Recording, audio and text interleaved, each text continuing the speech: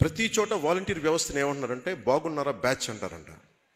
బాగున్నారా, ప్రభుత్వం మీకేం వ్యతిరేకంగా లేదుగా, అంత బాగానే ఉన్నాయి, పథకాలు ఇస్తున్నాయి కదా అంటే ఏంటంది అందులో బెదిరిస్తున్నారు నువ్వు అని. ఎన్ని జరుగుతున్నాయంటే ముసలి తల్లిదండ్రులు ఇక్కడ విదేశాల్లో ఉంటే నాకు చెప్పాడు ఫస్ట్ 2 years బ్యాక్ చెప్పారు.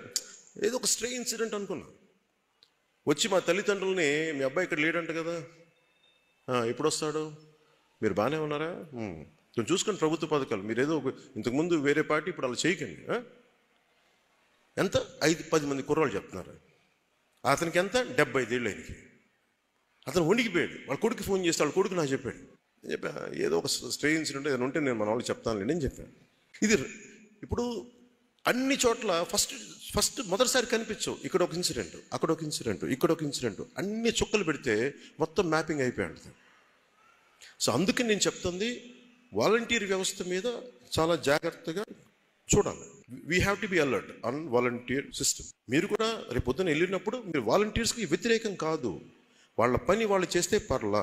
నువ్వు ప్రభుత్వానికి మద్దతుగా మా పార్టీకి అంటే మటుకు వాలంటీర్స్తో ప్రాబ్లం, అది మీరు గట్టిగా మాట్లాడండి, ఏం భయపడద్దు.